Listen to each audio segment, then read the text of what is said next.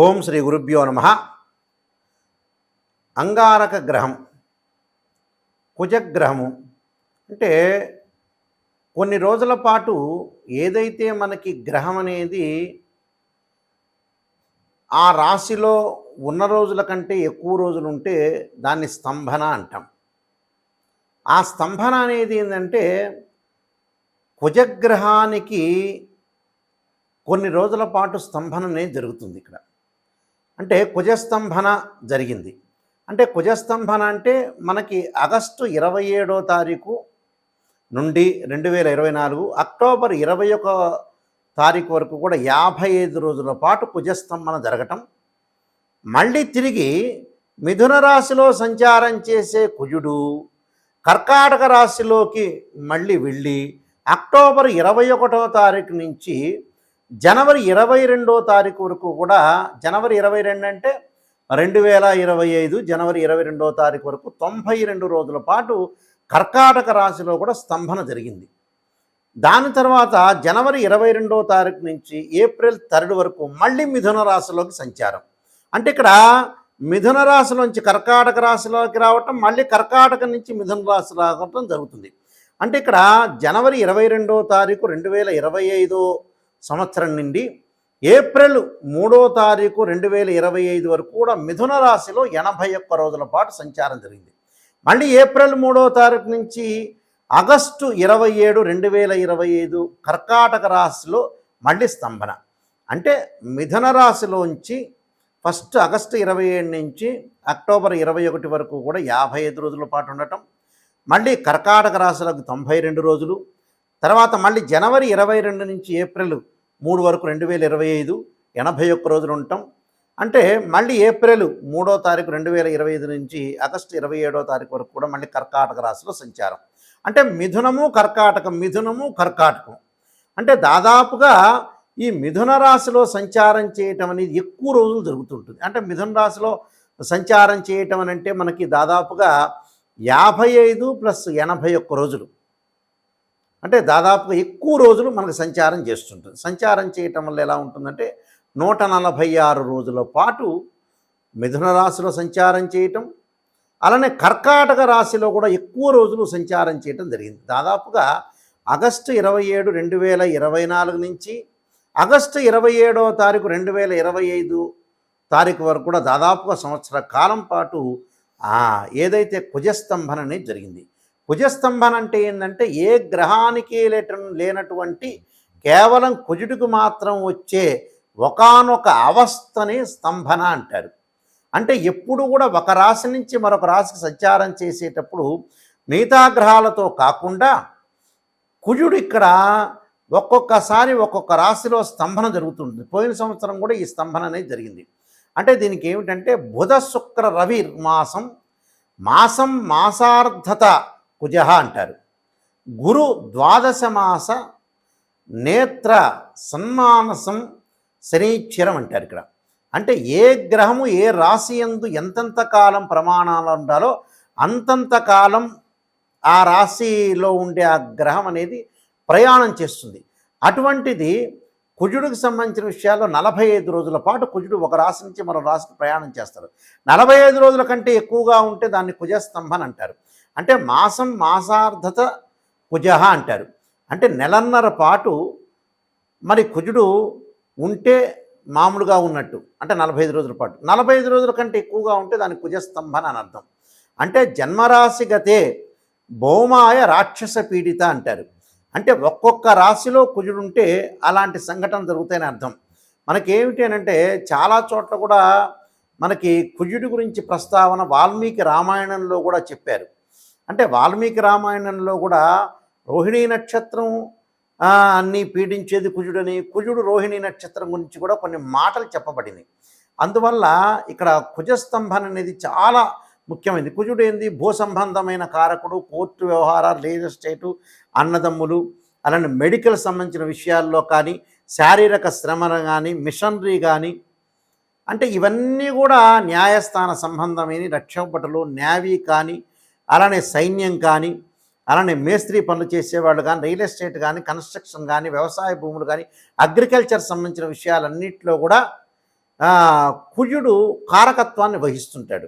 మరి కుజుడు యొక్క కారకత్వాన్ని వహించేటప్పుడు అత్యంతంగా ఇక్కడ ఎక్కడ పీడించబడతారు అంటే ఇక్కడ ముఖ్యంగా ఏమిటి అని అంటే మనకి ఇంకా ముందుకు వెళితే అక్టోబర్ 19వ తారీఖు నుంచి మనకి 2025 జనవరి 21వ తారీఖు వరకు కూడా కుజుడు నీచ స్థానంలో ఉండి కర్కాటక రాశిలో స్తంభించి తన శత్రువైన శనితో దీర్ఘకాలంగా షష్టాష్టక స్థితిలో ఏర్పడుతుంటాడు.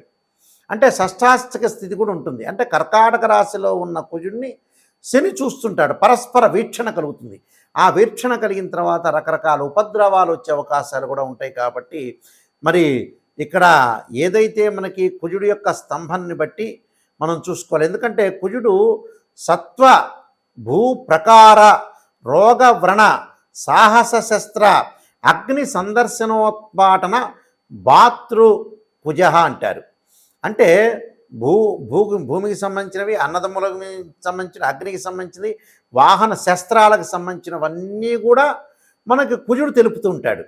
అంటే కొంతమందికి అత్యంతంగా లాభపడే రాశులు ఉంటాయి, అత్యంతంగా దారుణంగా పీడించబడే కొన్ని రాశులు ఉన్నాయి, మధ్యంతర రాశులు కూడా ఉన్నాయి. కాబట్టి ఏ రాశుల వాళ్ళకి బాగుందో లేదో మనం చూసుకుందాం. ముఖ్యంగా మిథున కర్కాటక రాశుల వాళ్ళకి కొంత చెడు కాలం అని చెప్పుకోవచ్చు. ఆ తర్వాత మీనము, మేషము, వృశ్చికము, ధనస్సు అంటే ఈ 6 రాశుల వాళ్ళకి కూడా కొన్ని ఇబ్బందికరమైన పరిస్థితులు ఏర్పడే అవకాశాలు ఉంటాయి. కాబట్టి ఇక్కడ మిథునము, కర్కాటకము, మీనము, మేషం, వృశ్చికం, ధనస్సు వాళ్ళు కొద్ది జాగ్రత్తగా ఉండాలి.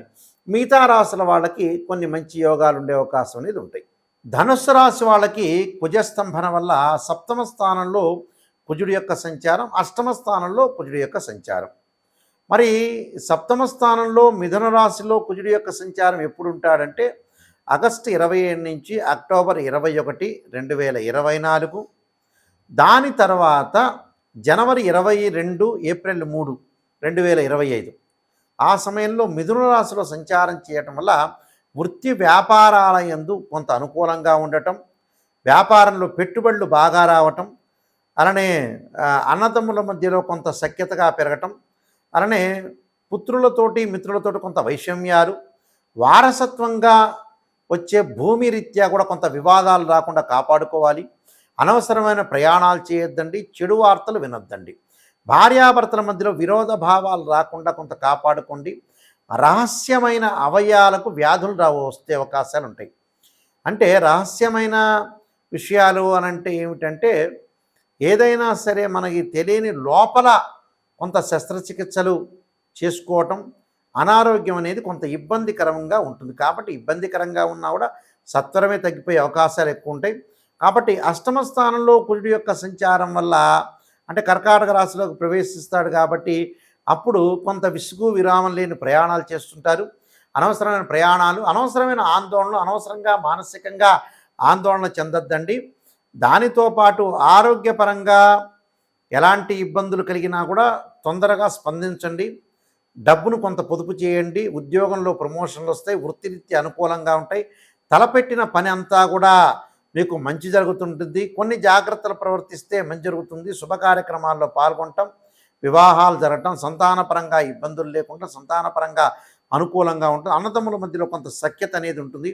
అగ్ని భయము, ఆయుధాల్లో పనిచేసే వాళ్ళు కొద్ది జాగ్రత్త ఉండాలి. నేను మేస్త్రీలు కానీ తర్వాత ఇల్లు కన్స్ట్రక్షన్ నిర్మాణం చేపట్టే వ్యక్తులకు కానీ కొద్దిగా జాగ్రత్త, పై అంతస్తు నుంచి కింద అంతస్తుకి పడకుండా చాలా జాగ్రత్త. వివాదాలు, గొడవలు, పోలీస్ స్టేషన్లు, కోర్టులకు వెళ్లకుండా కొంత జాగ్రత్త పడండి. దానివల్ల కూడా మీకు మంచి జరుగుతుంది. అంటే ఆరోగ్యపరంగా కానీ భూ సంబంధమైన విషయాలు కానీ కొద్ది జాగ్రత్త పడితే మిగతావన్నీ కూడా అనుకూలంగా ఉండే అవకాశం ఉంటుంది. నేను చెప్పిన పరిహారాలు చేసుకోండి, మీకు మంచి జరిగే అవకాశం ఎక్కువగా ఉంటుంది. అంగారకుడి యొక్క ప్రభావం అనేది మనకు ఉండకుండా ఉండాలంటే తప్పకుండా అంగారకాయుధ్యే శక్తి హస్తాయ ధీమే తన్నో భౌమ ప్రచోదయాత్ అనే మంత్రాన్ని, తత్పురుషాయ విద్యే మహాసేనాయ ధీమే తన్నో షణ్ముఖ ప్రచోదయాత్ అనే మంత్రాన్ని, అలానే కందులు, ఎర్రని వస్త్రము, ఎర్రని పూలు, ఎర్రని పదార్థాలు మంగళవారం రోజున ఉదయం పూట కుజహోరలో ఉంటుంది. కుజహోర అనేది ఉంటుంది. ఆ కుజహోరలో మనం ఇవన్నీ కూడా దానం చేయాలి.